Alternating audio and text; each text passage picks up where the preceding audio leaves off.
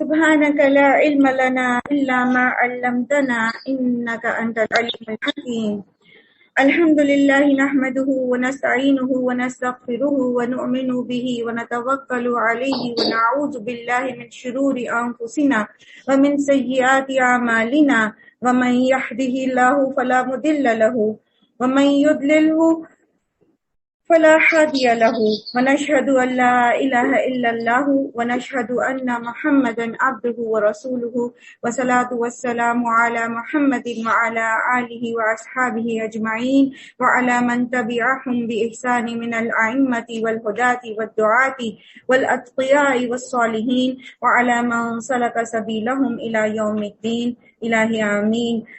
السلام علیکم ورحمۃ اللہ وبرکاتہ. اعوذ باللہ من الشیطان الرجیم. بسم اللہ الرحمن الرحیم. سورہ ہود کا آج ہم آغاز کریں گے. 12واں پارہ، اگرچہ سورہ ہود کی جو ہے وہ آیت 6 سے قریباً شروع ہوتا ہے، لیکن ہم نے کل اس سورت کی ابتدا نہیں کی تھی، تو انشاءاللہ العزیز سورہ ہود سے ابتدا کرتے ہیں. بسم اللہ الرحمن الرحیم. الف لام را کتاب احکمت آیاتہ ثم فصلت من لدن حکیم خبیر الا تعبدوا الا اللہ اننی لکم منہ نذیر وبشیر. الف لام را کتاب ہے جس کی آیتیں پختہ اور مفصل ارشاد ہوئی ہیں، ایک دانا اور باخبر ہستی کی طرف سے ہے کہ نہ تم بندگی کرو مگر صرف اللہ کی، میں اس کی طرف سے تم کو خبردار کرنے والا ہوں اور بشارت دینے والا بھی، اور یہ کہ تم اپنے رب کی طرف سے معافی چاہو. وَأَنِ اسْتَغْفِرُوا رَبَّكُمْ ثُمَّ تُوبُوا إِلَيْهِ. اس بارے میں ہم استغفار کی کو سیکھیں گے انشاءاللہ العزیز. اور ہم نے اس مہینے کا ٹارگٹ یہ بنایا ہے، اور ہم نے کیا بنایا ہے، اللہ کے رسول صلی اللہ علیہ وآلہ وسلم نے ہمیں یہ ٹارگٹ دیا ہے کہ اپنی بخشش کرانی، نہ صرف اپنی بلکہ اپنے والدین کی، اپنی اولادوں کی، سب کی فکر کرنی، اپنے بہن بھائیوں کی بھی. تو استغفار کا فائدہ جو پہلا ہمیں یہاں نظر آ رہا ہے وہ یہ ہے، یمتعکم متاعا حسنا، اللہ تمہیں بہترین متاع دے گا. دنیا میں جتنی دیر تم زندہ رہو گے اللہ سبحانہ و تعالیٰ تمہیں اس کے لیے بہترین نعمتیں عطا کرے گا. استغفار کے بہت سارے فائدے ہیں، جن میں جیسے سورہ نوح آیت نمبر 11 سے 13 تک حضرت نوح علیہ السلام فرماتے ہیں فَقُلْتُ اسْتَغْفِرُوا رَبُّكُمْ إِنَّهُ غَفَّارٌ، اور میں نے ان سے کہا کہ تم استغفار کرو اپنے رب سے، بخشش چاہو اپنے گناہوں کی، کیونکہ وہ بہت زیادہ بخشش کرنے والا ہے، بہت زیادہ جو ہے وہ توبہ کو قبول کرنے والا ہے. تو سب سے پہلی بات یہ کہ جب ہم استغفار کرتے ہیں تو جو گناہوں کی گندگی ہمارے اوپر پڑی ہوئی ہوتی ہے وہ دھل جاتی ہے. وہ جو دل کالے ہو رہے ہوتے ہیں، جو ان پہ زنگ چڑھنے والا ہوتا ہے، تو وہ ریفریش ہو جاتے ہیں. اور جیسے ہم نے پہلے بھی سیکھا کہ اگر دل کالا ہو رہا ہے، اگر دل کے اندر گند بھرا ہوا ہے تو پھر فائدہ کوئی نہیں ہوگا کچھ بھی پڑھنے کا. تو ہم قرآن سیکھ رہے ہیں، ہم اللہ کے مطلوب انسان بننا چاہتے ہیں، ہم آخرت میں کامیاب ہونا چاہتے ہیں، ہم فوز الکبیر چاہتے ہیں، تو پھر غلطی تو ہو جاتی ہے. ایسا تو نہیں کہ ہم سے غلطی نہ ہو، ایسا تو نہیں کہ ہم سے گناہ نہ ہو، صالحین سے گناہ ہو جاتے ہیں. صرف انبیاء معصوم عن الخطا ہیں، باقی تو کوئی بھی جو ہے وہ گناہ کر سکتا ہے. تو اس کے لیے اللہ سبحانہ و تعالیٰ نے ہمیں استغفار کی دعوت دی کہ تم استغفار کرو، تمہارے گناہ ایسے دھل جائیں گے جیسے سفید کپڑے کے اوپر سے میل کو دھو دیا جاتا ہے. پھر یہ کہ یرسل السماء علیکم مدرارا، وہ تمہارے اوپر خوب بارشیں برسائے گا. یاد رکھیے پانی کی کمی اور بارشوں کا نہ ہونا ہماری گناہوں کی وجہ سے ہوتا ہے. جس جگہ پر ظلم بڑھ جائے، جس جگہ پر زنا بڑھ جائے، وہاں پر قحط سالی ہوتی ہے، اور قحط سالی کی ابتدا پانی کی کمی سے ہوتی ہے. ہم میں سے بہت سارے لوگ، خاص طور پر جو اس پنڈی اسلام آباد کے لوگ ہیں، ان کو پانی کی کمی کا شدید جو ہے وہ سامنا رہتا ہے. لیکن ہم نے کبھی نہیں سوچا کہ میں نے جو بورنگ کرائی تھی پہلے تو اس میں پانی آ رہا تھا، اب پانی نیچے کیوں ہو گیا. وہ جیسے اللہ تعالیٰ فرماتے ہیں نا کہ ارأیتم ان اصبح ماؤکم غورا، فَمَن يَأْتِيكُم بِمَاءٍ مَّعِينٍ، اگر زمین میں پانی نیچے چلا گیا تو پھر کون ہے جو تمہیں ماء معین لا کے دے گا؟ وہ بہتا ہوا، وہ زمین کے اندر سے ابلتا ہوا پانی، تمہیں ٹھہرا ہوا پانی کون لا کے دے گا؟ وہ تو نیچے سے نیچے چلا جاتا ہے پانی اللہ کے حکم سے۔ تو ہم بورنگ کی فکر کرتے ہیں، ہم یہ فکر کرتے ہیں کہ ٹینکر ڈلوا لیں، ہم یہ فکر کرتے ہیں کہ لوگوں کی چونکہ آبادی زیادہ ہو گئی ہے اس لیے پانی نیچے چلا گیا۔ ہم یہ کیوں نہیں فکر کرتے کہ اگر اللہ چاہتا تو یہ پانی نیچے نہ جاتا؟ اللہ کے اختیار میں نا سب کچھ۔ تو استغفار کرنا چاہیے۔ جب اگر زیادہ بارشیں برسیں گی، رحمت کی بارشیں برسیں گی، تو زمین میں جو زیر زمین پانی کی سطح ہے وہ اوپر آ جائے گی۔ سمجھ رہے ہیں اس بات کو؟ تو استغفار سے جو گناہ ہم کر رہے ہوتے ہیں، جس سے بارشیں روک لی جاتی ہیں، تو پھر اللہ سبحانہ وتعالیٰ بارشیں برساتے ہیں۔ وَيُمْدِدْكُمْ بِأَمْوَالٍ، ہمیں کتنی شکایت رہتی ہے مال کی کمی کی، بیٹے کو نوکری نہیں مل رہی، میرے ہسبینڈ کا بزنس لاس میں جا رہا ہے، پتہ نہیں کیا بات ہے، دکانداری نہیں چل رہی، پتہ نہیں کیا بات ہے، جاب لیس ہو گئے ہیں۔ رزق میں کمی گناہوں کی وجہ سے ہو جاتی ہے۔ بعض اوقات یہ وجہ بھی ہوتی ہے کہ ہمارے پر اللہ سبحانہ تعالیٰ رزق کوئی اتارنا چاہتے ہیں، کوئی نعمت دینی چاہتے ہیں، لیکن ہم ایسا کوئی گناہ کرتے ہیں کہ وہ روک لی جاتی ہے۔ اور اگر ہم استغفار کرتے ہیں تو اللہ سبحانہ تعالیٰ ہمارے مال میں جو رزق ہمارے پاس ہے اس میں برکت دے دیتے ہیں، ہمارے لیے بند دروازوں کو کھول دیتے ہیں۔ ہوتا یہ ہے کہ جب کوئی آپ کے پاس آتا ہے اور وہ آپ سے رزق کی تنگی کی شکایت کرتا ہے اور کہتا ہے مجھے کوئی وظیفہ بتائیے، عام طور پر لوگ یہ چاہتے ہیں کہ ان کو کوئی 150 لاکھ 1.5 لاکھ کچھ نمبر پڑھنا بتا دیں جو وہ اٹھتے بیٹھتے پڑھتے رہیں تو ان کا مسئلہ حل ہو جائے۔ لیکن جب انہیں یہ کہا جاتا ہے کہ آپ استغفار کریں تو وہ اس کو اپنی انا پہ لے جاتے ہیں، اور وہ سم ٹائم یہ سمجھتے ہیں کہ شاید ہمیں بڑا گناہ گار سمجھا جا رہا ہے۔ بات یہ کہ اللہ تعالیٰ خود بتا رہے ہیں کہ استغفار کرو گے تو تمہارے مال میں اضافہ ہوگا۔ اور یہ استغفار کیسی ہوگی؟ شعوری استغفار، استغفر اللہ استغفر اللہ استغفر اللہ پڑھنا نہیں، شعوری طور پر جو بھی کوئی کمی بیشی چھوٹا موٹا، ہم سب دن میں پتہ نہیں کتنی دفعہ اللہ تعالیٰ کی نافرمانی کر جاتے ہیں، انجانے میں کر جاتے ہیں، بعض اوقات جان بوجھ کے کر جاتے ہیں، بعض اوقات اپنے تئیں جو ہے وہ کسی حکمت کے تحت کر جاتے ہیں، لیکن وہ اللہ کی نافرمانی ہوتی ہے۔ تو استغفار کرتے ہیں تو ہمارے مال میں اضافہ ہوتا ہے۔ وَبَنِينَ، وَيُمْدِدْكُمْ بِأَمْوَالٍ وَبَنِينَ، بچوں سے ریلیٹڈ اسلاف کا یہ طریقہ تھا کہ بچوں سے ریلیٹڈ کوئی بھی مسئلہ ہوتا تھا نا، بچے پیدا نہیں ہو رہے، یا یہ کہ بچہ پیدا ہوا ہے تو کوئی بیماری ہے، یا پھر یہ کہ بیمار ہو گیا ہے، یا پھر یہ کہ بچہ نافرمان ہے، یا پھر یہ کہ بچہ شادی نہیں ہو رہی، نوکری نہیں مل رہی، بچے کے بچے پیدا نہیں ہو رہے، بچوں سے ریلیٹڈ جو بھی مسئلہ ہو، تو سلف صالحین کا یہ طریقہ تھا کہ وہ استغفار بڑھا دیتے، استغفار اور نیکیاں بڑھا دیتے۔ پھر اسی طرح استغفار کرنے سے کیا ہوگا؟ وَيَجْعَلْ لَكُمْ جَنَّاتٍ وَيَجْعَلْ لَكُمْ أَنْهَارًا، تمہارے لیے اللہ تعالیٰ باغات نکالیں گے۔ رزق کی کمی کی شکایت ہے نا، تو سبزی پھل تمہارے لیے ہوگے گی، تمہارے لیے اپرچونٹیز بڑھ جائیں گی، پانی کی کمی ختم ہو جائے گی۔ اور پھر حضرت نوح فرماتے ہیں، یہ سورہ نوح میں حضرت نوح اپنی قوم سے کے بارے میں اللہ تعالیٰ سے بات کر رہے ہیں کہ میں نے ان کو ایسے ایسے بات بتائی تھی۔ مَا لَكُمْ لَا تَرْجُونَ لِلَّهِ وَقَارًا، اور تمہیں کیا ہے کہ تم اللہ کی عظمت سے تمہیں یہ بھی امید نہیں کہ وہ تمہارے لیے یہ سب کچھ کر سکتا ہے۔ تم اپنے گناہ چھوڑ کے تو دیکھو اور اللہ سے استغفار کر کے تو دیکھو، پھر دیکھو تمہیں کیا کچھ ملتا ہے۔ پھر اسی طرح استغفار جو ہے دعاؤں کی قبولیت کا باعث بنتی ہے۔ جب ہم استغفار کرتے ہیں تو ہماری دعائیں قبول ہوتی ہیں۔ میں نے واقعہ آپ سے پہلے بھی آپ کے سامنے رکھا تھا، حضرت امام بن احمد کا اور نان بھائی کا، کہ ایک مرتبہ شام کا ٹائم تھا، امام بن احمد بن حنبل جو تھے وہ کسی جگہ پر گئے اور انہیں قیام کی ضرورت تھی، تو مسجد کے امام سے انہوں نے ریکویسٹ کی تو اس نے منع کر دیا، اس نے کہا آپ مسجد میں نہیں ٹھہر سکتے، کیونکہ وہ مسافر تھے، وہ جانتا نہیں تھا ان کو۔ تو ایسے میں ایک شخص وہاں سے گزرا تو اس نے کہا آپ میرے گھر چلے، میرے ساتھ ٹھہر جائیں، یہ اس کے ساتھ چلے گئے۔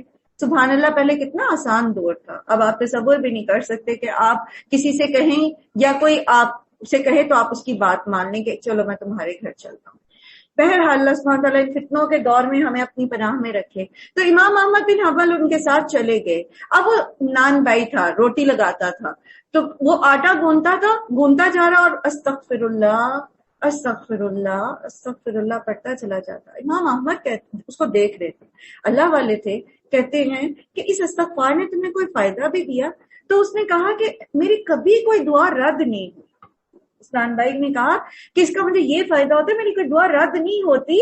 हाँ, एक दुआ है जो अभी कबूल नहीं हुई, वो ये कि मैंने सुना है कि एक शख्स है अहमद बिन हम्बल, बड़ा नेक आदमी है, मैं अल्लाह से दुआ करता था अल्लाह मुझे उससे मिला दे, मेरी मुलाकात उससे करा दे। ये सुनना था तो इमाम अहमद बिन हम्बल रो पड़े और कहने लगे कि मुझे गोया अल्लाह सिर्फ तुमसे मिलवाने के लिए यहाँ लाया। सुभान अल्लाह। तो इस्तगफार रमजान है, सहरी के वक्त इस्तगफार लाजिम पकड़ लीजिए। वअनिस्तगफिरू रब्बकुम सुम्मा तूबू इलैहि युमत्तिअकुम मताअन हसनन इला अजलिन मुसम्मन व युअति कुल्ली ज़ी फज़लिन फज़ला। और ये कि तुम अपने रब से माफी चाहो और उसकी तरफ पलट आओ तो वो एक मुद्दत खास तक तुमको अच्छा सामान्य जिंदगी देगा और हर साहिब फजल को उसका फजल अता करेगा। लेकिन अगर तुम मुंह फेरते हो तो मैं तुम्हारे हक में एक हौलनाक दिन के अजाब से डरता हूं। तुम सबको अल्लाह की तरफ पलटना है, वो सब कुछ कर सकता है। देखो ये लोग अपने सीनों को मोड़ते हैं ताकि इससे छुप जाएं। जब कुरान पढ़ा जाता था ना इनके पास, मुशरिकीन मक्का के पास भी, और नूह अलैहिस्सलाम की कौम के बारे में भी आता है कि जब उनको अल्लाह की तरफ दावत दी जाती थी तो ऐसे अपने आप को कपड़े के अंदर ढाप लेते थे, गोया हम नहीं सुनना चाहते, अपनी बेजारी का इजहार करते थे। या ये कि अपनी महफिल में बैठे हैं, कहीं दूर कोई कुरान सुना रहा है या अल्लाह का पैगाम सुना रहा है तो ऐसे करके अपने आप को, अपने कानों को बाजुओं के अंदर दबा लेंगे, मेरे कानों में इसकी आवाज ना आए। तो अल्लाह ताला ने इस तरफ इस चीज का इशारा किया है। तो इसमें हमारे लिए ये पैगाम है कि ये जो कुरान है, ये जो इसकी दावत है, अगर हम इसको नहीं लेते, अगर हम इसको कबूल नहीं करते और हम इससे ऐसे जान छुड़ाना चाहते हैं तो फिर क्या होगा? क्योंकि ये रूह की ग़िज़ा है ना। अच्छा, हम सूरह हूद पढ़ रहे हैं और उसकी आयत नंबर 5 का तर्जुमा भी मैंने पढ़ा है, ठीक है। अच्छा, अब ये है कि अगर हम अपनी रूह को ग़िज़ा नहीं देंगे ना तो फिर हमारी रूह मरने लगेगी। जब हमारी रूह मरने लगेगी तो फिर हमारा ईमान मर जाएगा, खत्म हो जाएगा, आलूदा हो जाएगा और हम वो उखरवी कामयाबी हासिल नहीं कर सकेंगे। तो ये ग़िज़ा लेना जरूरी है हमारे लिए।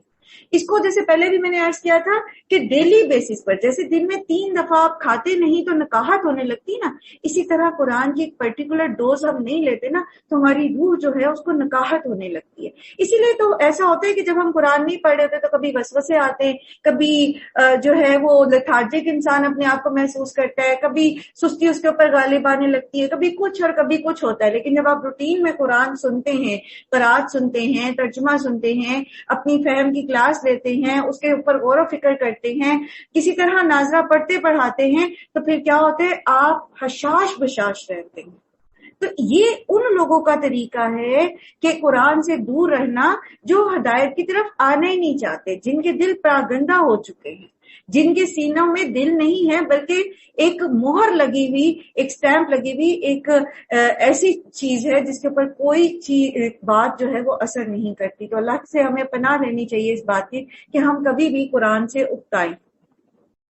देखो ये लोग अपने सीने मोड़ते हैं ताकि इससे छुप जाए। खबरदार, जब ये कपड़ों से अपने आप को ढांपते हैं, अल्लाह इनके छुपे को भी जानता है और खुले को भी। वो तो उन भेदों से भी वाकिफ है जो सीनों में है। कभी भी कुरान की तरफ से ना अपने आप को अवाजार ना समझा करें, अपनी मसरूफियात को उस पर प्रेफरेंस ना दिया करें। देखिए, अगर हम कुरान पढ़ने के लिए वक्त निकाल लेंगे ना तो अल्लाह सुब्हानहू व तआला हमारे दुनियावी कामों में, हमारे वक्त में बरकत दे देंगे। अगर हम कुरान सीखने सिखाने के लिए वक्त नहीं निकालते ना तो हमारे दुनिया के काम भी ऐसे लटकते हैं कि एक काम हम शुरू करते तो वो खत्म ही नहीं होते देता।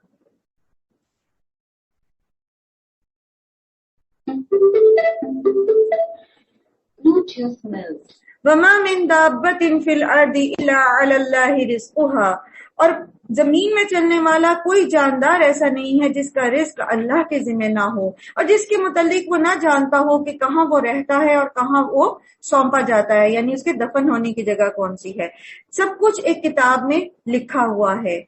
बात दरअसल ये है कि हम रिस्क के पीछे भागते हैं جتنا ہم دنیا کے پیچھے بھاگتے ہیں دنیا اتنی آگے بھاگتی چلی جاتی ہے۔ تو اللہ کے رسول صلی اللہ علیہ وسلم نے فرمایا کہ اگر ابن آدم اپنے رزق سے ایسے بھاگے جیسے وہ موت سے بھاگتا ہے تو اس کا رزق اس کو ایسے ہی پالے گا جیسے موت اس کو پالے گی۔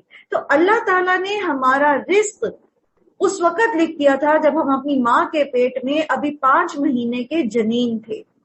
تو دنیا کے لیے کوشش ضرور کرنی ہے، لیکن اس کو کمانے کے لیے اس رزق کی خاطر اللہ کی نافرمانیاں اور حرام ذرائع کا اختیار کرنا اور اللہ کی عبادات سے غافل ہو جانا اور ایسے تھک جانا کہ دن بھر بس ایک مشقت کرنی، رزق کے پیچھے دوڑنا اور رات کو ایسے گر کے پڑھ کے سو جانا بے خبر عشاء پڑھے بغیر، تو اللہ سبحانہ تعالیٰ کو ایسا انسان پسند نہیں۔ تو رزق ہمیں مل کے رہے گا، اس کی فکر نہ کریں، اتنی کریں بس جتنا توکل کا تقاضا ہے۔ اپنے اسباب اختیار کریں لیکن اس کے پیچھے ہلکان نہ ہو۔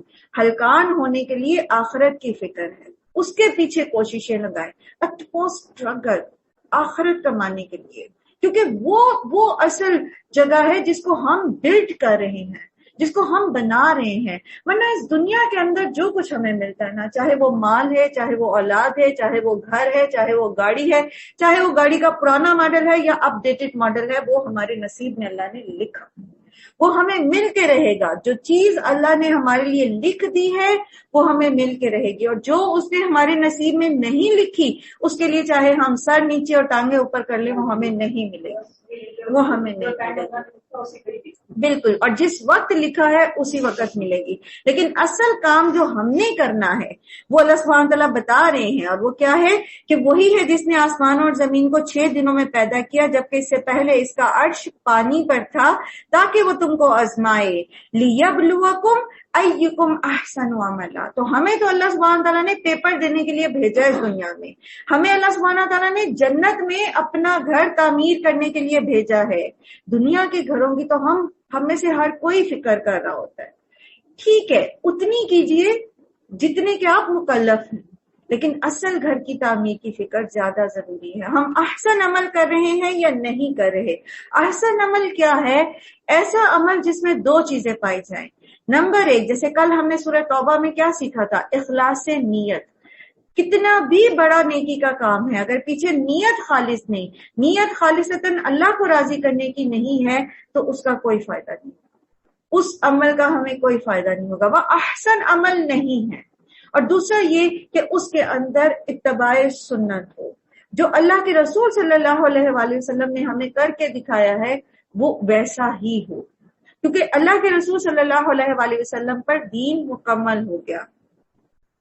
ہم پیچھے پڑھ کے آئے نا کہ آج میں نے تم پر اپنا دین مکمل کر دیا۔ تو اللہ کے رسول صلی اللہ علیہ وآلہ وسلم نعوذ باللہ کوتاہی کرنے والے یا غفلت کرنے والے نہیں تھے کہ انہوں نے ہمیں کچھ نیکیاں نہیں بتائیں، وہ ہمارے اوپر چھوڑ دیں کہ ہم خود ان کو بنائیں یا کریں۔ تو احسن عمل یہ ہے کہ ہم خلوص نیت کے ساتھ نبی صلی اللہ علیہ وآلہ وسلم کی اطاعت میں کام کریں۔ اور اسی طرح اللہ سبحانہ تعالیٰ قرآن کریم میں فرماتے ہیں لَقَدْ كَانَ لَكُمْ فِي رَسُولِ اللَّهِ أُسْوَةٌ حَسَنَةٌ، تمہارے لیے رسول صلی اللہ علیہ وآلہ وسلم کے طریقے میں بہترین مثال۔ تو سیرت سیکھنا کتنا ضروری ہے۔ ہم میں سے کتنے لوگ ہیں جنہوں نے سیرت پڑھی ہے، جنہوں نے سیرت سیکھی ہے؟ جب ایمان کی تکمیل کی بات آتی ہے نا تو وہ کیا آتی ہے کہ جو کچھ نبی صلی اللہ علیہ وآلہ وسلم پر نازل کیا گیا ہے، وَآمِنُوا بِمَا أُنزِلَ إِلَيْكَ، جو آپ پر نازل کیا گیا وہ اس پر ایمان لائے۔ تو نبی صلی اللہ علیہ وآلہ وسلم پر قرآن بھی نازل کیا گیا، وہی مطلوب، اور حدیث بھی جو سنت ہے وہ بھی نبی صلی اللہ علیہ وسلم پر نازل کی گئی، اس کو وحی غیر مطلوب کہتے ہیں یا وحی خفی کہتے ہیں، کیونکہ سورہ نجم میں اللہ سبحانہ تعالیٰ فرماتے ہیں کہ اللہ کے رسول صلی اللہ علیہ وآلہ وسلم اپنے پاس سے کوئی بات نہیں کرتے مگر یہ کہ جو وحی ہو، اپنی خواہش نفس سے باتیں نہیں کرتے، خاص طور پر جو دین کے متعلق باتیں ہیں۔ جو دنیاوی مشورے ہوتے تھے، جیسے ایک مرتبہ کسی نے کاشتکاری کے متعلق نبی صلی اللہ علیہ وسلم سے پوچھا تو آپ صلی اللہ علیہ وسلم نے کچھ مشورہ دیا تو وہ فصل اس طرح نہیں ہوئی، تو انہوں نے آ کے نبی صلی اللہ علیہ وسلم سے شکوہ کیا کہ ہم نے آپ سے مشورہ اس میں لیا تھا تو فصل تو اس طرح نہیں ہوئی، تو آپ صلی اللہ علیہ وسلم نے فرمایا کہ یہ دنیا کے معاملے مجھ سے بہتر تم جانتے، کاشتکاری کے جو اصول تمہیں پتا ہے وہ ظاہر نبی صلی اللہ علیہ وسلم کاشتکار اس طرح سے تو نہیں تھے، لیکن دین کے متعلق جو بھی آپ صلی اللہ علیہ وسلم نے ہمیں بتایا، جو ڈوز اور ڈونٹس بتائے، خاص طور پر جو سارا کچھ بتایا، وہ کیا ہے کہ وہ وحی ہے۔ تو ہمیں وحی جہاں وحی جلی یا قرآن کا علم حاصل کرنا ضروری ہے، وہی وحی خفی یعنی حدیث اور سنت کا علم حاصل کرنا بھی ضروری ہے۔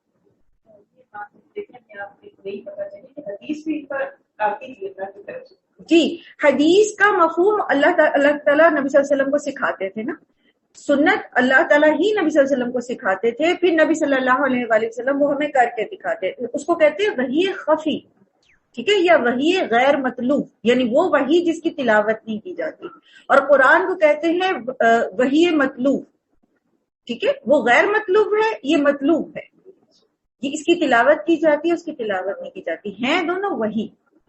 انشاءاللہ سورہ نجم میں ہم پھر اس کو تھوڑا سا دوبارہ تفصیل سے دیکھیں گے۔ تو اللہ تعالیٰ نے ہمیں دنیا میں کیوں بھیجا ہے؟ تاکہ وہ آزمائے کہ ہم میں سے کون بہتر عمل کرنے والا ہے۔ اب اگر محمد صلی اللہ علیہ وآلہ وسلم آپ کہتے ہیں کہ لوگوں مرنے کے بعد تم دوبارہ زندہ کیے جاؤ گے، تو منکرین فوراً بول اٹھتے ہیں کہ یہ تو صریح جادوگری ہے، اور اگر ہم ایک خاص مدت تک ان کی سزا کو ٹالتے ہیں تو وہ کہنے لگتے ہیں کہ آخر کس چیز نے اسے روک رکھا ہے۔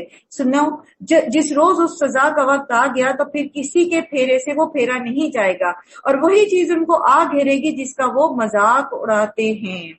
اگر کبھی ہم انسان کو اپنی رحمت سے نوازنے کے بعد پھر اسے محروم کر دیتے ہیں تو وہ مایوس ہو جاتا ہے۔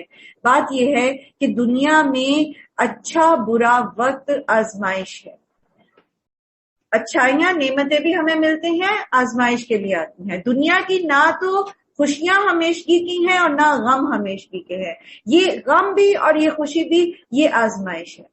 اللہ تعالیٰ نعمتیں دیتے ہیں تو بندہ خوش ہو جاتا ہے، اور اگر اللہ تعالیٰ وہ نعمت واپس لے لے تو پھر وہ بندہ مایوس ہو جاتا ہے، وہ اللہ سے شکوے کرنا شروع کر دیتا ہے۔ سورہ فجر میں بھی آتا ہے نا کہ جب انسان کو اس کا رب آزماتا ہے اور اس کو عزت دیتا ہے، نعمت دیتا ہے، تو وہ پھول جاتا ہے، کہتا ہے ربی اکرمن، مجھے تو جی اللہ نے بڑی عزت دے رکھی ہے، الحمدللہ جی بڑی عزت دے رکھی ہے۔ اور جب اس کا رب اس کو کسی چیز کی کمی میں جو ہے وہ آزماتا ہے تو وہ کہتا ہے ربی اہانن، میرے رب نے تو مجھے رسوا کر دیا، میرے رب نے تو مجھے چھوٹا کر دیا، نکو بنا دیا۔ تو یہ طریقہ کار اللہ تعالیٰ کو پسند نہیں ہے۔ مومن خیر ملنے پر شکر کرتا ہے اور اجر کماتا ہے، اور جب اس کے اوپر کوئی دکھ تکلیف آتی ہے تو صبر کرتا ہے اور اجر کماتا ہے۔ وہ مایوس اللہ سبحانہ وتعالیٰ فرماتے ہیں انہ لیئوس کفور، تو وہ مایوس ہو جاتا ہے اور ناشکری کرنے لگتا ہے۔ یہ طریقہ کس کا ہے؟ کفار اور مشرکین کا تو ہو سکتا ہے، مومن اور مسلمانوں کا یہ طریقہ نہیں ہو سکتا۔ اور اگر اس مصیبت کے بعد جو اس پر آئی تھی ہم اسے نعمت کا مزہ چکھاتے ہیں تو کہتا ہے کہ میرے تو سارے دلدر پار ہو گئے، پھر وہ پھولا نہیں سماتا اور اکڑنے لگتا ہے، پھر وہ کیا کرتا ہے؟ اترانے لگتا ہے۔ اب یہ سارا کچھ نعمتیں ملنا، نعمتوں کا چھن جانا، کمی بیشی، سب کلی طور پر اللہ کے ہاتھ میں۔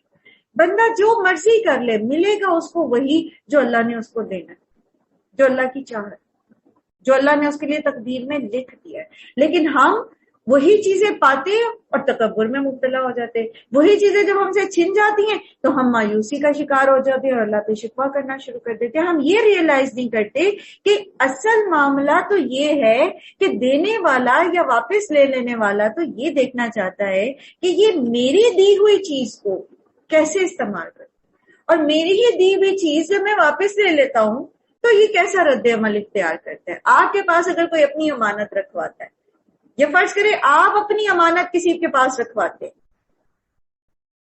اور اس کے بعد آپ وہ واپس لینا چاہتے ہیں، اور وہ بندہ اس پر آپ سے شکوے کرنا شروع کر دے، بھی یہ کیا بات ہوئی، گاڑی تم نے 2 دن دی تھی، واپس کیوں لے لی، اور واپس کیوں لے رہے ہو، اور اس پہ وہ رونا دھونا شروع کر دے، اور اس کے اوپر وہ آپ کے اوپر جو ہے وہ شکوے باندھنے شروع کر دے اور مایوس ہو جائے اور آپ سے قطع تعلق کر لے، کیا خیال ہے؟ کیا وہ اپنے اس عمل میں حق بجانے پہ گاڑی تو ہماری تھی، آپ کی تھی، آپ نے دی تھی نا، ان کے پاس تھوڑا عرصے کے لیے رکھی تھی. کیا وہ اس چیز کے حقدار تھے کہ وہ اس کے اوپر مالک بن کے بیٹھ جاتے یا اس میں وہ تصرف کرتے؟ آپ نے ان کے پاس امانت رکھوائی تھی، وہ اپنی مرضی سے نکالتے گاڑی، جہاں مرضی دوڑاتے پھرتے اور جیسے مرضی اس کو کہیں بھی ٹھوک دیتے اور پھر جو مرضی اس میں سے سیٹیں کور پھاڑ دیتے. کیا وہ اس چیز پر حق بچانے کو؟ نہیں. تو جو کچھ بھی اللہ ہمیں دیتا ہے، چاہے وہ اولاد ہے، چاہے وہ مال ہے، چاہے وہ میرا جسم ہے، میری خوبصورتی ہے، میری صحت ہے، تندرستی ہے، اسباب ہے، جو کچھ وہ اللہ کا ہے. ہمارے پاس صرف امانت ہے اور ہمیں صرف اس امانت کو اس حق کے ساتھ استعمال کرنے کی اجازت ہے جیسی اللہ تعالیٰ نے ہمیں دی ہے، جتنی کنڈیشنز کے ساتھ ہمیں اس کو استعمال کرنے کی اجازت دی. آپ بینگ اے مدر اپنے بچے کو بلا وجہ سلیپ نہیں کر سکتے. سلیپ کرنا تو خیر ویسے ہی منع ہے، منہ پہ نہیں مارنے کی اجازت نہیں ہے. ہمیں سے کتنے لوگوں کو پتا ہے کہ منہ پہ نہیں مارنا چاہیے، اجازت نہیں ہے اللہ کے رسول کی طرف سے کہ منہ پہ نہیں مارنا، کسی چھوٹے بچے کو بھی نہیں مارنا. غصہ ساس پہ ہے، اپنے بچے کو پکڑ کے دھنک دیا، ہمیں اس چیز کی اجازت نہیں ہے. یہ کریں گے نا تو اللہ کے پاس مجرم ٹھہریں گے. ہم سمجھتے میری اولاد ہے نا، میں جو مرضی کروں اس کے ساتھ، میں اس کی عزت نفس مجروح کروں، میں اس کو ماروں پیٹوں، میں اس کو جو مرضی کروں، یہ میری اولاد ہے. نہیں جی، وہ ہمارے پاس امانت ہے، میری کمائی ہے، میں نے اپنی محنت سے کمائی ہے، میں نے 9 to 5 جاب کی ہے، گرمی سردی میں دفتر گیا ہوں، میں اس کو جیسے مرضی اڑاؤں، جہاں مرضی آگ لگاؤں. نہیں جی، یہ اللہ نے آپ کو دی ہے، اللہ نے آپ کو ریسورسز دیے تھے، اللہ نے آپ کو دنیا میں بھیجا، اللہ نے آپ کو علم دیا، اللہ نے آپ کو استطاعت دی، اللہ تعالیٰ نے وہ سارے اسباب کیے تو آپ نے یہ پیسے کمائے. ورنہ اگر اللہ نہ چاہتا تو آپ کے جیسے بے شمار بے روزگار گھروں میں پڑے سڑے. نہیں ہے ہمارے پاس اختیار. تو جب اللہ تعالیٰ واپس لیتا اپنی امانت، جیسے اگر ہم نے اپنی گاڑی واپس مانگی تو جس سے واپس لی وہ رونا دھونا شروع کر دے اور جزا فضا شروع کر دے اور ناشکریاں شروع کر دے اور ہم سے قطع تعلق کر دے تو وہ حق بجانب نہیں. اسی طرح اگر خدا نہ خواستہ، ویسے تو نعمتوں کے زوال سے پناہ لینی چاہیے. اللہ کے نبی صلی اللہ علیہ وسلم نے ہمیں دعائیں بھی سکھائی ہیں کہ اللہ تعالیٰ کی پناہ لینی چاہیے اس چیز سے کہ جو نعمتیں اس نے ہمیں دی ہیں وہ واپس لے لے. لیکن اگر وہ آزمائش میں کسی وقت میں لے بھی لیتا ہے تو اس پر پھر قطع تعلق کر لینا، اللہ سے مایوس ہو جانا، یہ کسی کافر اور مشرک اور ایک ایسے بندے کا طرز عمل تو ہو سکتا ہے جو اللہ کو نہ پہچان، مومن کا طرز عمل نہیں ہو سکتا.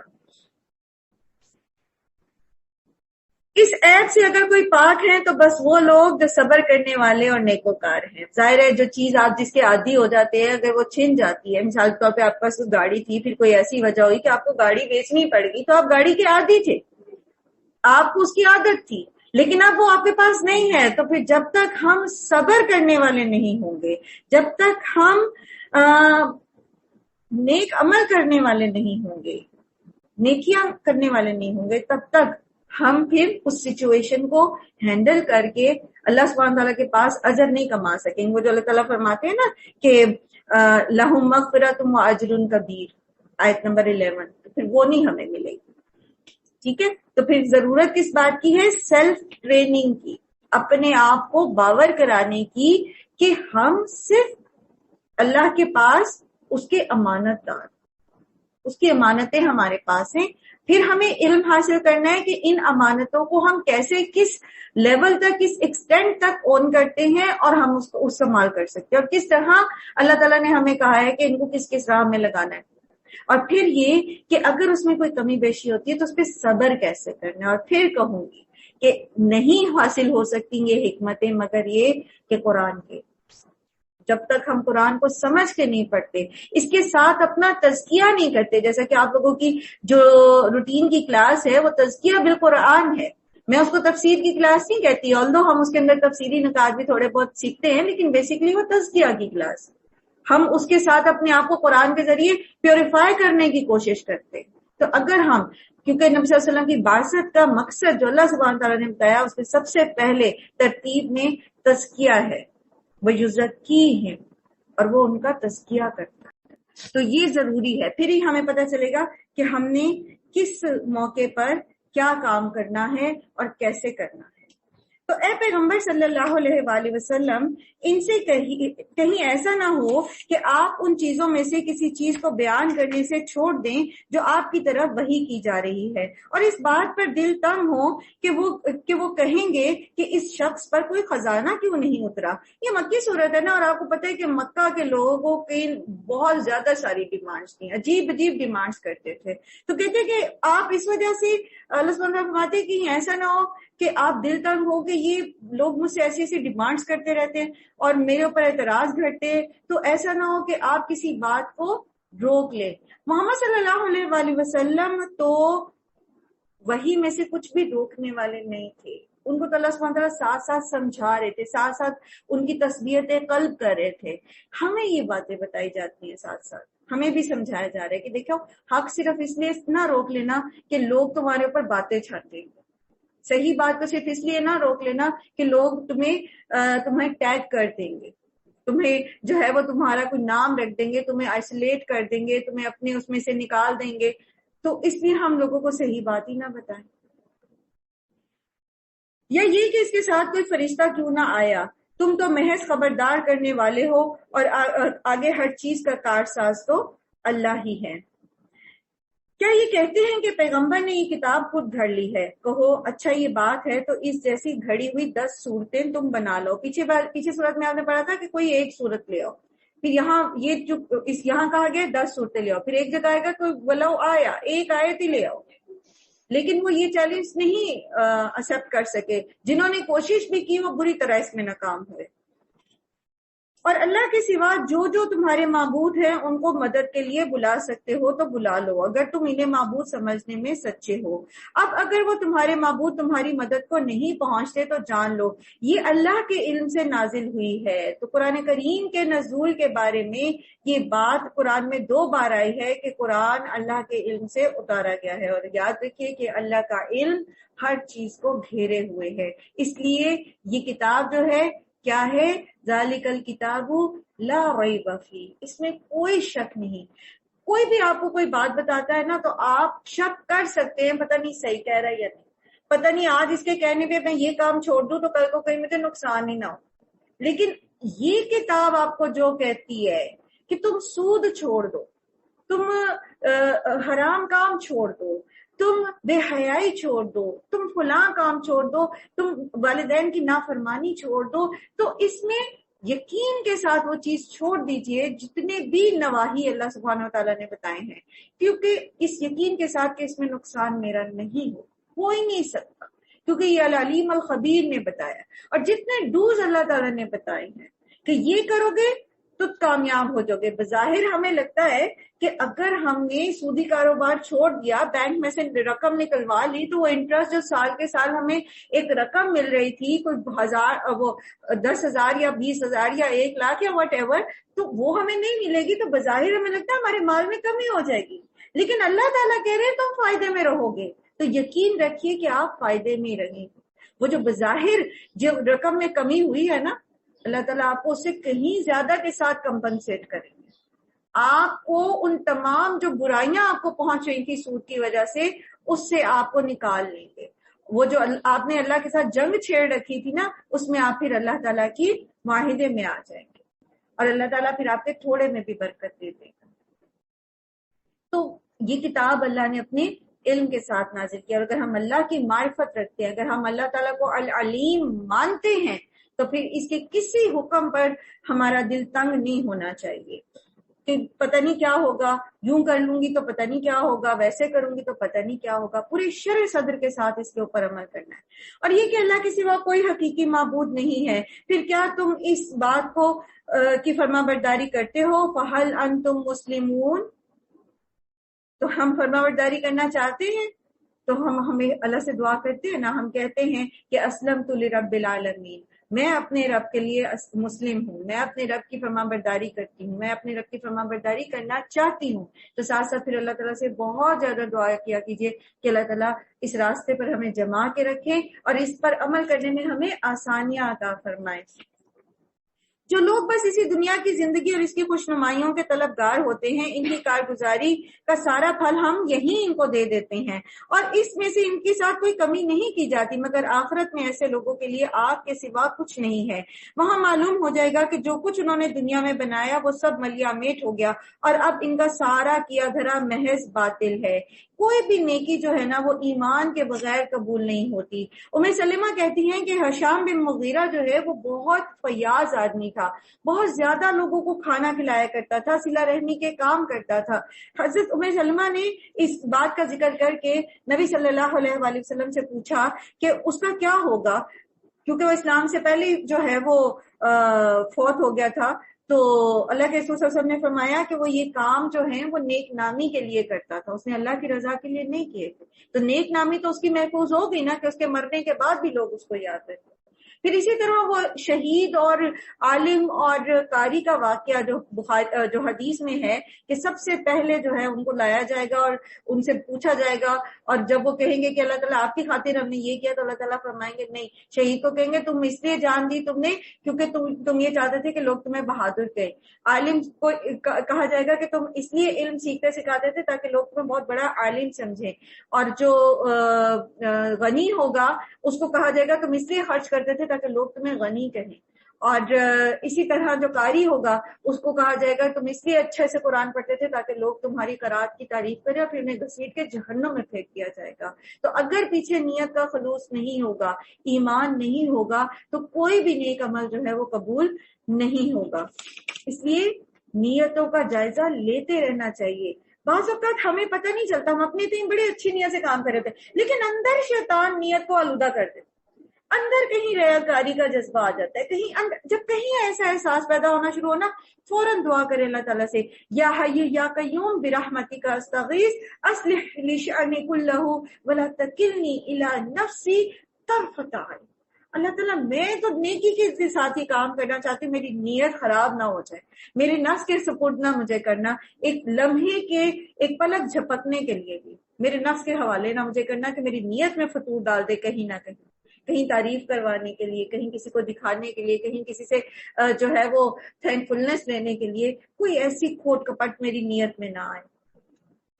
افمن کان علی بینۃ من ربہ ویتلوہ شاہد منہ من قبلہ، کیا پھر بھلا وہ شخص جو اپنے رب کی طرف سے ایک صاف شہادت رکھتا ہے، یعنی کونی شہادت، کائنات کی ساری گواہیاں، اس کے بعد ایک گواہ یعنی قرآن بھی پروردگار کی طرف سے اس کی تائید میں آ گیا، اور پہلے موسیٰ کی کتاب رہنما اور رحمت کے طور پر آئی ہوئی بھی موجود تھی، کیا پھر بھی وہ دنیا پرستوں کی طرح اس سے انکار کر سکتا ہے؟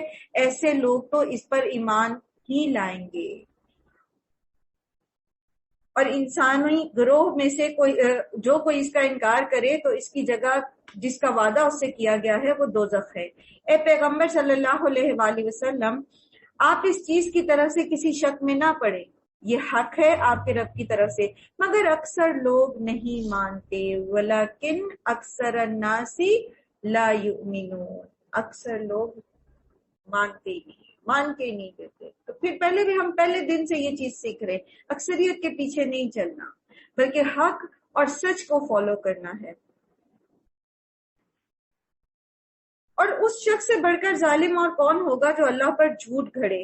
ایسے لوگ اپنے رب کے حضور پیش ہوں گے اور گواہ شہادت دیں گے کہ یہ ہیں وہ لوگ جنہوں نے اپنے رب پر جھوٹ گھڑا۔ اور یہ گواہ کون کون ہوں گے؟ خود انسان کے اپنے جوارے کرامن کاتبین، اور پھر وہ کتب جو کرامن کاتبین نے لکھ کے جو صحیفے تیار کر رکھے ہیں ہمارے وہ، اور پھر زمین، اور پھر دوسرے لوگ، پھر انبیاء جو نبی ہوں گے ان کے، اور پھر خود اللہ سبحانہ و تعالی۔ کیسی کیسی شہادتیں قائم ہوں گی، بندہ بھاگ کے جا کہاں سکتا ہے؟ کسی ایک کو تو نگیٹ کر سکتا ہے کہ نہیں جی اس سے غلطی ہوگی، اس نے لکھا نہیں میرا یہ نیکی کا کام، لیکن جہاں اتنی گواہیاں ہوں گی، سب سے بڑھ کے ہمارے اعضاء بولیں گے۔ اللہ سبحانہ وتعالی ہم سب کو اپنا فرما بردار بنا کے رکھے۔ سنو، اللہ کی لعنت ہے ظالموں پر، ان ظالموں پر جو اللہ کے راستے سے خود بھی رکتے ہیں اور لوگوں کو بھی روکتے ہیں، اس کے راستے کو ٹیڑھا کرنا چاہتے ہیں اور آخرت کا انکار کرتے ہیں۔ جب لوگ خود شک و شبہ میں ہوتے نا تو وہ شک و شبہ جو ہے نا وہ دوسروں میں بھی ٹرانسفر کر دیتے ہیں۔ بعض اپنی اعمال کے ذریعے لوگوں کو راستے سے روکتے ہیں. بعض جو ہیں وہ دوسروں کے دلوں میں شکوک و شبہات پیدا کر دیتے. جیسے اس شخص کی بات آتی ہے نا جو جنت میں چلا جائے گا اور اپنی ساتھی کے بارے میں پوچھے گا کہ وہ جو تھا وہ کہتا تھا کہ کیا واقعی تمہیں یقین ہے کہ قیامت آئے گی، کیا واقعی ہم دوبارہ زندہ کیے جائیں گے. جیسے وہ خود شک میں تھا تو وہ اس کو بھی شک میں ڈالنا چاہتا تھا. تو پھر اس سے کہا گیا کہ تم دیکھنا چاہتے ہو وہ کہاں ہے. تو پھر جب اسے دکھایا جائے گا تو وہ جہنم کے نچلے گھڑے میں پڑا ہوگا. تو یہ شکر کرے گا کہ شکر ہے تم تو میرے دل میں شک و شبہ ڈالنے والے تھے تو اللہ نے مجھے بچا دیا. تو جب بھی اپنے دل میں کوئی شک شبہ پیدا ہو تو دعا کرے اللہ تعالیٰ سے کہ اللہ تعالیٰ اللہم ارنا الحق حقا وارزقنا اتباعہ وارنا الباطل باطلا وارزقنا اجتنابہ. اور اس شک و شبے کو دوسرے تک ٹرانسفر نہ کریں، کیونکہ جب تک وہ شکوک و شبہات ہمارے دل میں رہتے ہیں تو اس کے اوپر پکڑ نہیں ہے. لیکن اگر ہم اسے لوگوں میں ٹرانسفر کر دیتے ہیں اور بعد میں اگر ہمارا کانسیپٹ صحیح ہو بھی جائے اور لوگ اس شک شبے میں پڑھ کے اپنے اعمال خراب کر لیں تو پھر ہم ان کے وبال میں شامل ہو جائیں. ٹھیک ہے، تو کیا کرنا ہے؟ شک شبے سے بچنا ہے. اگر کبھی کوئی ایسی بات شیطان دل میں ڈال بھی دیتا ہے تو اللہ سے دعا کرنی ہے اور صحیح کو صحیح پہچاننے اور پھر اس کو اختیار کرنے کے لیے اللہ سے توفیق مانگنی ہے.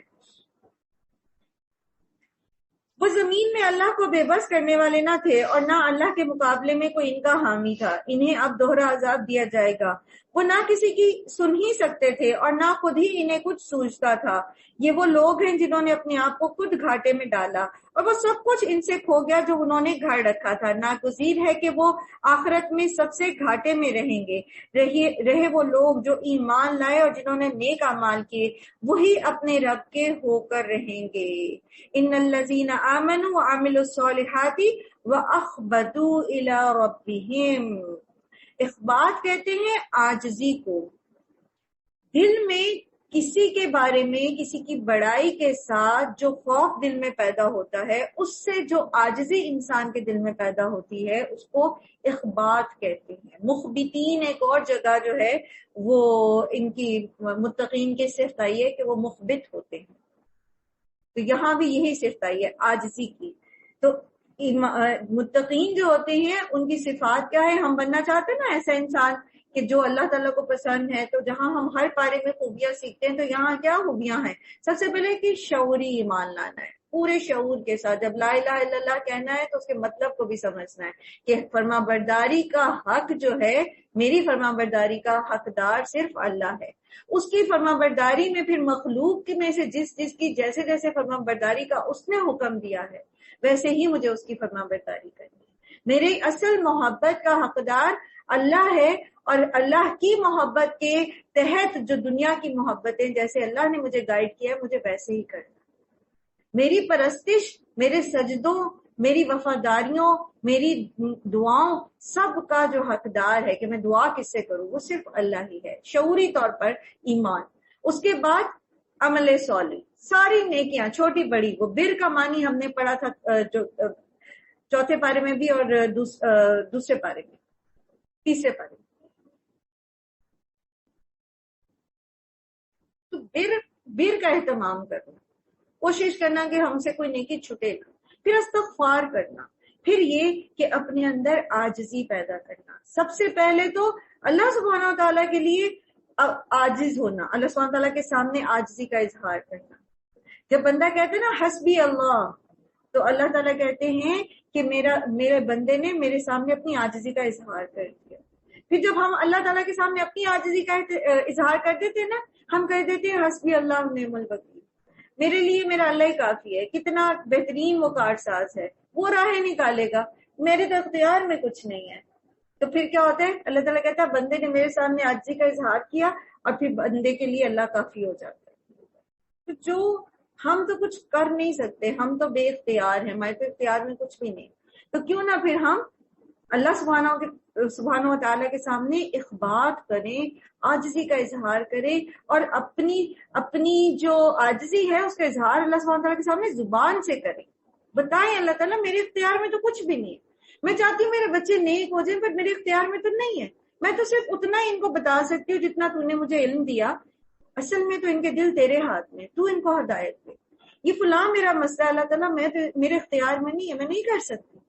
ہم سوچتے ہیں میں کر سکتا ہوں، میرے پاس علم ہے، میرے پاس طاقت ہے، میرے پاس جتھے ہیں، میرا فلاں کام آ جائے گا، میرا فلاں عہدے پہ بیٹھا ہے، اس کے ایک سگنیچر سے میرا یہ کام ہو جائے گا. کوئی نہیں کر سکتا جب تک اللہ نہ چاہے. اللہ کے سامنے متقین جو ہیں وہ مخبتین ہوتے ہیں. اولئک اصحاب الجنت هم فیہا خالدون، یہ اصحاب الجنہ ہیں جو اس میں ہمیشہ رہیں گے. ان دونوں فریقوں کی مثال، ایک وہ جو اللہ کے سامنے عاجزی کرتے ہیں، ایمان لاتے ہیں، نیک اعمال کرتے ہیں، اور ایک وہ جو آخرت کے انکاری ہیں، اپنے آپ کو بڑا سمجھتے ہیں اور اللہ کے رسول کو جھٹلاتے ہیں. اللہ سبحانہ وتعالیٰ فرماتے ہیں ان دونوں فریقوں کی مثال ایسی ہے جیسے ایک تو ہو اندھا بہرا اور دوسرا ہو دیکھنے اور سننے والا. هل یستویان، کیا یہ دونوں برابر ہو سکتے؟ دنیا میں ہم سبحان اللہ، اللہ سبحانہ و تعالیٰ ایسی زبردست مثال لاتے ہیں. بے شک وہ علیم الخبیر ہے، بے شک اس میں کوئی شک نہیں. مطلب آپ ظاہر ایک بندہ جو اندھا ہے بہرا ہے، کیا وہ کام کو اتنے بہترین طریقے سے سمجھ سکتا ہے؟ بات کو کوئی اس دنیا کو میں اپنی زندگی اتنے بہترین طریقے سے گزار سکتا ہے جتنی کوئی جو سننے اور دیکھنے والا ہے وہ اپنی زندگی کو گزار سکتا ہے؟ تو ایک وہ شخص ہے جو ایمان کی روشنی میں اپنی زندگی گزارتا ہے اور آخرت تک اپنا سفر طے کرتا ہے، اور ایک وہ جو ایمان کے بغیر، قرآن کے علم کے بغیر، صحیح ہدایت کے بغیر، محض خواہش نفس کے تحت، محض لوگوں کے پیچھے لگ کے، محض ہی سیڈ شی سیڈ کے پیچھے لگ کر زندگی گزارتا ہے، آخرت تک اپنا سفر طے کرتا ہے. کیا یہ دونوں برابر ہو سکتے؟ ہو ہی نہیں سکتے. جیسے اندھا اور بینا برابر نہیں ہو سکتے، بہرا اور سننے والا برابر نہیں ہو سکتے، ایسے یہ دونوں بھی برابر نہیں ہو سکتے. کیا تم اس مثال سے کوئی سبق نہیں لیتے؟ اور ایسے ہی حالات تھے جب ہم نے نوح علیہ السلام کو ان کی قوم کی طرف بھیجا. اس نے کہا میں تم لوگوں کو صاف صاف خبردار کرتا ہوں کہ اللہ کے سوا کسی کی بندگی نہ کرو، ورنہ مجھے اندیشہ ہے کہ تم پر ایک روز دردناک عذاب آئے گا. جواب میں ان کی قوم کے سردار جنہوں نے ان کی بات ماننے سے انکار کیا تھا بولے ہماری نظر میں تو تم اس کے سوا کچھ بھی نہیں ہو کہ بس ایک ہم جیسے ہی انسان، اور ہم دیکھ رہے ہیں کہ ہماری قوم میں سے بس ان لوگوں نے تمہاری پیروی کی ہے جو غریب غربا تھے.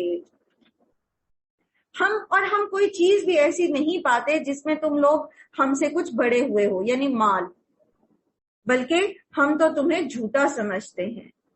تو نوح علیہ السلام نے کہا اے برادران قوم ذرا سوچو تو صحیح، اگر میں اپنی طرف سے ایک کھلی شہادت پر قائم تھا اور پھر اس نے مجھ پر اپنی خاص رحمت سے مجھے نواز دیا یعنی نبوت، مگر وہ تم کو نظر نہ آئی، تو آخر ہمارے پاس کیا ذریعہ ہے کہ تم ماننا نہ چاہو اور ہم زبردستی اس کو تمہیں منوائیں.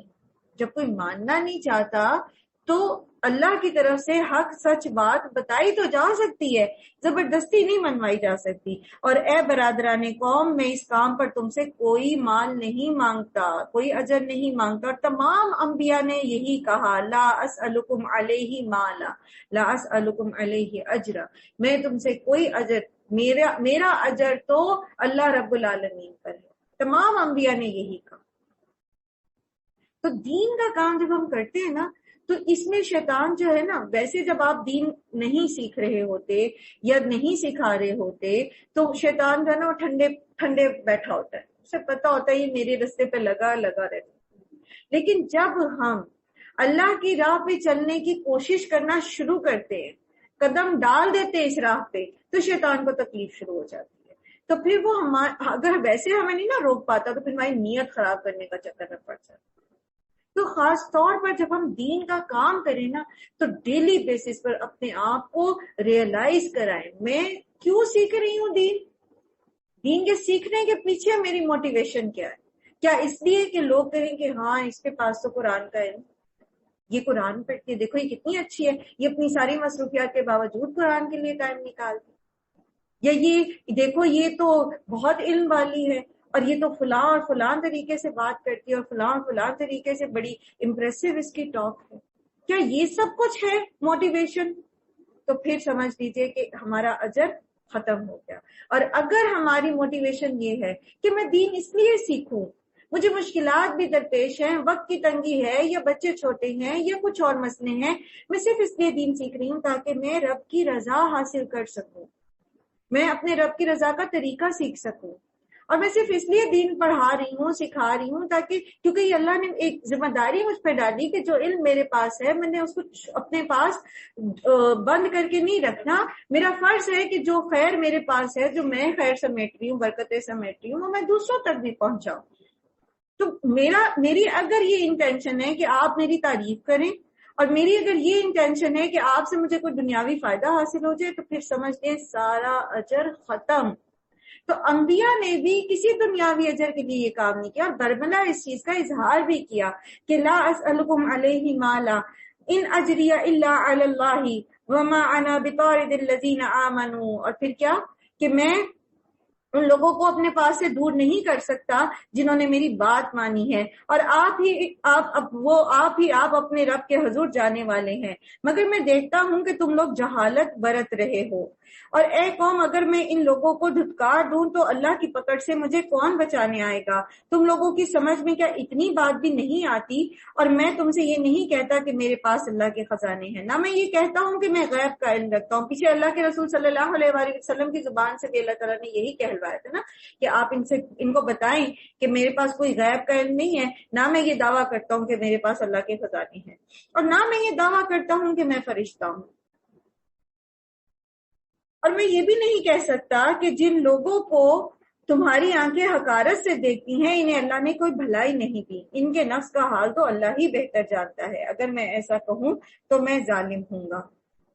تو بات یہ ہے کہ اب جو داعی دین ہوتا ہے، سب سے پہلے تو یہ کہ اس کو اپنی نیت کے اخلاص کے اوپر کام کرنا ہے، دوسرا یہ کہ جو اس کے پاس دین سیکھنے آتا ہے اس کو پریفرنس دینی ہے۔ جیسے سورہ عبسہ میں عبداللہ بن ام مکتوم جب نبی صلی اللہ علیہ وآلہ وسلم کے پاس آئے اور آپ صلی اللہ علیہ وسلم کے پاس سردار مکہ بیٹھے تھے، تو آپ نے تھوڑا سا اس چیز کو ناگوار محسوس کیا کہ یہ اس وقت کیوں آئے، تو اللہ سبحانہ تعالیٰ نے تنبیہ کی اس بات پر آپ نبی صلی اللہ علیہ وآلہ وسلم کو کہ آپ نے ان سے ایسا کیوں کیا، ان سے منہ کیوں موڑا۔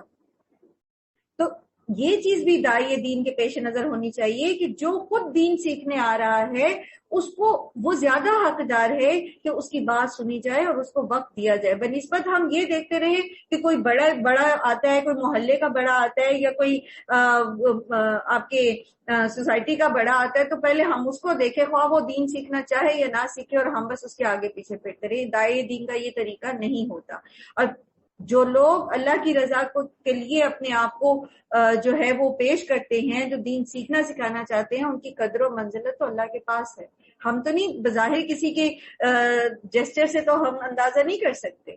تو ان کے لیے کوئی ایسا سمجھنا کہ ہو، جیسے آپ کی اگر کوئی گھر میں ملازمہ ہے اور بظاہر وہ نہیں اتنا اچھا پہننے اور سکتی، ظاہر ہے وہ اتنا افورڈ بھی نہیں کر سکتی، تو آپ ان سے نخوت کا اظہار کریں یا کہ جی ان کو کیا سمجھ آنی ہے، اور وہ بات آپ سے پوچھیں، کوئی مسئلہ پوچھیں، جیسے آج کل رمضان ہے تو وہ تو آپ بس ایسے تیسے جواب دے دیں، تو یہ غلط طریقہ ہے، یہ سخت ناپسندیدہ طریقہ ہے۔ وہ اتنی ہی اس چیز کی حقدار ہے جتنی آپ کی کوئی سہیلی پوچھ لیتی ہے کوئی مسئلہ تو آپ اس کو سمجھاتے ہیں، وقت دیتے ہیں، اتنی ہی زیادہ حقدار ہیں وہ کہ آپ ان کو وہ بات سمجھائیں، ٹھیک ہے۔ آخر کار ان لوگوں نے کہا کہ اے نوح تم نے ہم سے جھگڑا کیا اور بہت کر لیا، اب تو بس وہ عذاب لیا جس کی تم ہمیں دھمکی دیتا ہے، اگر تو سچا ہے۔ نوح علیہ السلام نے جواب دیا وہ تو اللہ ہی لائے گا اگر چاہے گا، اور تم اتنا بلبوتا نہیں رکھتے کہ اسے روک سکو۔ اب اگر میں تمہاری کچھ خیر خواہی کرنا بھی چاہوں تو میری خیر خواہی کا تمہیں کوئی فائدہ نہیں ہوگا، جبکہ اللہ ہی نے تمہیں بھٹکانے کا ارادہ کر لیا ہے، یعنی تمہاری ہٹ درمی اور شرپسندی اور خیر سے بے رغبتی کی وجہ سے اب جو تمہارے دل پہ مہر لگ گئی ہے، تو میں اب اس معاملے میں کوئی تمہارے لیے کام نہیں کر سکتا، وہی تمہارا رب ہے اور اسی کی طرف تمہیں پلٹنا ہے۔ اے محمد صلی اللہ علیہ وآلہ وسلم، کیا یہ لوگ کہتے ہیں کہ اس شخص نے یہ سب کچھ خود گھڑ لیا ہے؟ ان سے کہیے اگر میں نے یہ خود گھڑا ہے تو مجھ پر اپنے جرم کی ذمہ داری ہے، اور جو جرم تم کر رہے ہو اس کی ذمہ داری سے میں بری ہوں۔ نوح علیہ السلام پر وحی کی گئی کہ تمہاری قوم میں سے جو لوگ ایمان لا چکے وہ لا چکے، اب کوئی ماننے والا نہیں ہے، ان کے کرتوتوں پر غم کھانا چھوڑ دو اور ہماری نگرانی میں ہماری وحی وحی کے مطابق ایک کشتی بنانی شروع کرو. اور دیکھو جن لوگوں نے ظلم کیا ہے ان کے حق میں مجھ سے سفارش نہ کرنا. یہ سارے کے سارے اب ڈوبنے والے ہیں. نوح کشتی بنا رہے تھے اور ان کی قوم کے سردار جو ان کے پاس سے گزرتے تھے وہ ان کا مذاق اڑاتے تھے. اصل میں لوگ جو ہے نا جو دنیا کی نظر رکھتے ہیں تو وہ ان کے ذہن میں یہ باتیں سمجھ نہیں آتی. آپ اس چیز کو امیجن کریں کہ نوح علیہ السلام ایک ایسی جگہ کشتی بنا رہے ہیں جہاں دور دور تک پانی نہیں. تو لوگ جو سردار تھے وہ کہتے تھے پہلے اس کا دماغ چلا ہوا تھا, یہ پتہ نہیں کیا ایک اللہ اور ایسی ایسی باتیں کرتا تھا, اب بالکل ہی دماغ چل گیا کہ خشکی میں جو ہے یہ اتنا بڑا بحر جہاز بنا رہا ہے, پتہ نہیں یہ کرے گا کیا اس کا, اور وہ مذاق اڑاتے تھے. تو ایسا ہمارے ساتھ بھی ہوتا ہے. ہمارے ساتھ جب ہم دنیا کے چلن سے الگ, جب ہمیں اللہ کا کوئی حکم پتہ لگتا ہے اور ہم وہ اختیار کرتے ہیں تو ہم آڈ ون ہو جاتے ہیں, ہم لوگوں میں آڈ بن جاتے ہیں. تو لوگ پھر ہمارا مذاق اڑاتے, یہ دیکھو جی انہوں نے نیا دین سیکھ لیا, یہ دیکھو جی اب ان کا کیا چلن ہو گیا ہے. اور دیکھتے ہیں کتنے دن اس پہ چلتی ہیں. جیسے آپ اگر حجاب شروع کریں نا تو لوگ جو ہمیں اگر جب ہم پہلے حجاب نہیں کرتے تھے اور ہم کوئی فیشنیبل لوگ تھے, میں کہتی ہوں دور جاہلیت تھا. دیکھیں صحابہ نے بھی دور جاہلیت گزارا نا, جب ہمیں پتہ نہیں تھا تو ٹھیک ہے ہم سے غلطیاں ہوئی ہیں تو لوگ ہمیں تانے دیں گے, تو پہلے تو تم ایسی تھی. اچھا جب ان چیزوں سے ہم مسکرا کے سنتے رہیں گے ان کی باتیں نہیں کو جب, تو پھر کہیں گے اچھا دیکھتے ہیں کتنے دن چلتی اور کتنے دن یہ سروائیو کرتی ہے اس طرح. تو لوگ تو باتیں کریں, انہوں نے تو نبیوں کو بھی نہیں چھوڑا, لیکن آپ نے اپنی جگہ استقامت اختیار کر کے رکھنی ہے اس نیک کام میں. آپ کے لیے اللہ کافی ہے. جب اللہ ہمارے ساتھ ہے تو پھر کسی کی بات کا کیا خوف ہوتا ہے. تو نوح علیہ السلام نے ان سے کہا اگر تم ہم پر ہنستے ہو تو ہم بھی تم پر ہنس رہے ہیں, ان قریب تمہیں خود معلوم ہو جائے گا کہ کس پر وہ عذاب آتا ہے جو اسے رسوا کر دے گا اور کس پر وہ بلا ٹوٹ پڑتی ہے جو ٹالے سے نہ ٹلے. تو آپ یہ دیکھو کہ آپ کو پتا ہے کہ آپ اللہ کی جو فرما برداری کر رہے ہو اس کا کتنا اجر ہے, اس کو نہیں پتا جو مذاق اڑا رہا ہے. تو ایک کام کرے, ایک تو یہ کہ پہلے شیور شاٹ ہمیں ہونا چاہیے کہ ہم نے واقعی ان کو صحیح پیغام پہنچا دیا. یہ بھی تو ہو سکتا ہے وہ ہماری طرح جائے نہیں, ہمیں بھی تو پہلے نہیں پتا تھا, تو ان تک پیغام پہنچائیں. اور اس چیز کا مارجن دے انہیں کہ انہیں پتہ ہی نہیں ہے اس بڑے اجر کا جو مجھے پتا ہے, جس سے مجھے موٹیویشن ملی ہے. اور پھر بھی اگر وہ نہیں مانتے تو ان کو ان کے حال پہ چھوڑ دیں. آپ تو مطمئن رہیں کیونکہ آپ کو پتا ہے کہ آپ کا کتنا بڑا اجر اللہ کے پاس محفوظ ہو چکا ہے. یہاں تک کہ جب ہمارا حکم آ گیا اور وہ تنور ابل پڑا تو ہم نے کہا ہر قسم کے جانوروں کا ایک ایک جوڑا کشتی میں رکھ لو, اپنے گھر والوں کو بھی, سوائے ان اشخاص کے جن کی نشاندہی پہلے کی جا چکی ہے. اس میں سوار کرا دو اور ان لوگوں کو بھی بٹھا لو جو ایمان لائے ہیں. اب آپ دیکھیے 950 سال کی تبلیغ کے بعد, اور کیسی تبلیغ, سورہ نوح میں آتا ہے کہ میں نے ان کو صبح شام دعوت دی, چپکے چپکے بھی تھی, جہرن بھی, لیکن کوئی سوائے کہتے ہیں کہ 82 قریباً 80-82 لوگ تھے جو ان پر ایمان لائے. اور یہ جو اشارہ ہو رہا ہے نا کہ جن کی نشاندہی کی جا چکی, تو ان کی بیوی اور ان کا بیٹا یام تھا. ٹھیک ہے, حام, سام اور یافس مسلمان ہو گئے تھے. یام جو تھا, یا بعض روایات میں اس کا نام کنعان بھی آتا ہے, تو وہ مسلمان نہیں ہوا تھا, تو اس کو کشتی میں سوار نہیں کیا گیا. اور تھوڑے ہی تھے وہ لوگ جو نوح کے ساتھ ایمان لائے تھے. نوح علیہ السلام نے کہا سوار ہو جاؤ اس میں, اللہ ہی کے نام سے اس کا چلنا ہے اور اس کا ٹھہرنا بھی, میرا رب بڑا غفور الرحیم ہے. تو بسم اللہ پڑھ کر سوار ہو جب, اور جہاں اتریں وہاں بسم اللہ پڑھ کے اتریں, اور گھر میں داخل ہوں جب تو بسم اللہ پڑھ کے داخل ہوں. گھر سے جب نکلنے لگتے ہیں گھر میں داخل ہونے کی دعا پڑھے, ٹھیک ہے, اللہم انی اسألک خیر المولج و خیر المخرج بسم اللہ ولجنا و بسم اللہ خرجنا وعلی اللہ ربنا توکلنا. تو اللہ کا نام لے کر گھر میں داخل ہو. اس طرح گھر سے نکلیں تو اللہ کا نام لے کر گھر سے نکلیں. تو جس چیز پر اللہ کا نام لے لیا جاتا ہے نا, وہ اللہ کی حفاظت میں آ جاتی ہے, چاہے وہ کوئی بھی چیز ہے. آپ کے گھر کو لگائے گئے تالے ان کی حفاظت نہیں کرتے, لیکن اگر آپ تالا لگاتے ہوئے بسم اللہ کہتے ہیں تو پھر وہ اللہ کی حفاظت میں چلا جاتا ہے. گاڑی کا لاک کرتے بسم اللہ کہیے. اپنی الماری اپنی تجوری کو لاک لگاتے ہوئے جو بھی جہاں آپ نے جو بھی چیز رکھی ہے اپنی ڈاکومنٹس اور آپ کو ڈر ہے کہ کہیں گم نہ ہو جائے سے بسم اللہ.